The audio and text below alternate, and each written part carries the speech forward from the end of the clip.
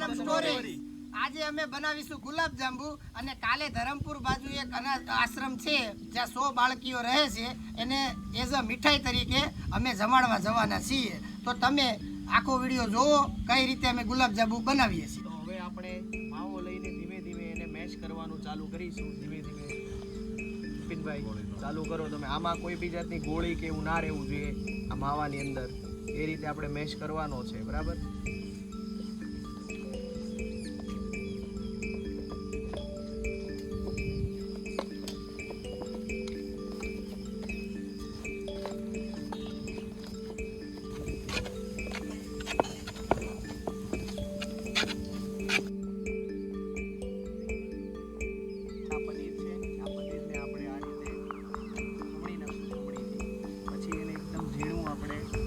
માવાને mesh કર્યો એ રીતે mesh કરી દઈશું.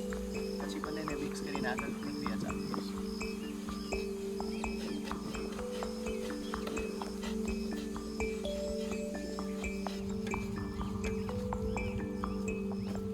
તો અહીંયા પનીર મેશ થઈ રહ્યું છે અને એને આપણે માવો જે મેશ કર્યો છે એની સાથે મિક્સ કરશું. મેન તો આપણે જે આ માવો અને પનીરનું જે મેશ બનાવ્યું એમાં ભેજનું પ્રમાણ વધારે હોવાથી આપણે મેંદાનું ઉમેરણ કરશું. એમાં ખાવાનો સોડા ઉમેરશું થોડો.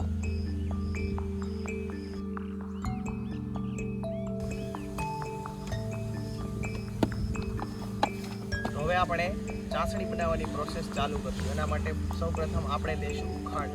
જેટલી ખાંડ લઈએ છીએ એટલું જ પાણી લેવાનું છે, સેમ લેવાનું છે બંને.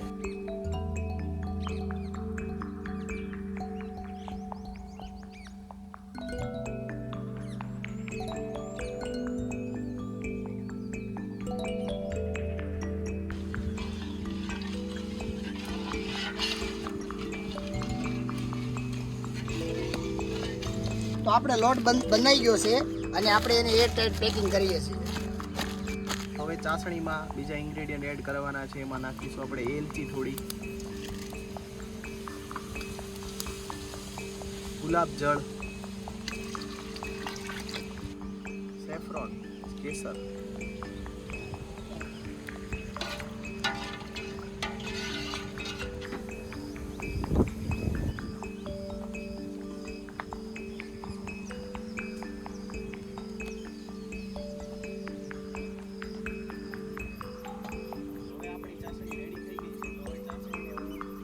બાઉલમાં ટ્રાન્સફર કરી દઈએ. જેમાંથી આપણે ગુલાબજાંબુ તૈયાર થાય છે એમાં નાખીને રેડી કરી દઈએ.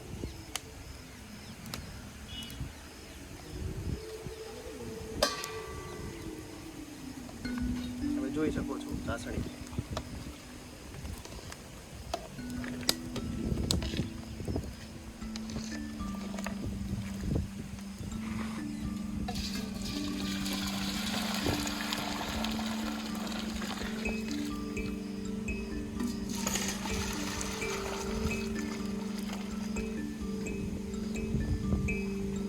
સિંગ તેલ,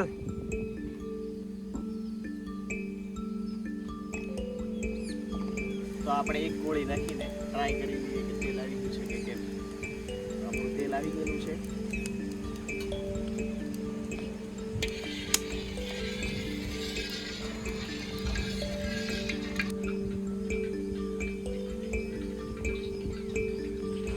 આ રીતે આપણે તેલ હલાવતા રહીશું જેથી કરીને આપણે ત્યાં ગોળી નાખીએ છીએ બેસે ને નીચે જાય તો ત્યાં બેસે ને જે જગ્યાએ બેસી જાય ત્યાં કાળા ડાઘ પડી જાય. એટલા માટે તેલ થોડું થોડું હલાવતું રહેવું જોઈએ.